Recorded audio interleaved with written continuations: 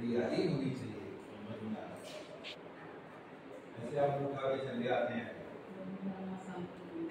आप थोड़ी तो कर रहे, आप फुटपाथ पे रहना और इस वो जमाना गया, टैलेंट की कदर है।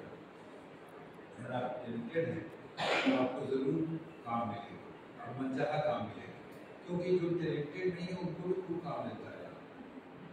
आप देखते ही रहते हैं टैलेंटेड लोगों की यहाँ ज़रूरत होती है। तो जब मैं यहाँ आया और शाम में नहीं तो मैंने सबसे पहले मैंने थोड़ा सी क्योंकि मैं उनके प्रोफेसर था, उनकी फिल्में देखता था, यूनिवर्सिटी में मैं उनका निशान वगैरह की बहस करवाता था, निशान वगैरह फिल्म पे तो आपके साथ उससे नहीं इसके अलावा वो पब्लिश हो चुकी थी बजट हिंदुरा और कुंभकर्ण, इधर एक नौटंकी शैली में लिखा गया नाटक था, वो मैंने उनको दिया।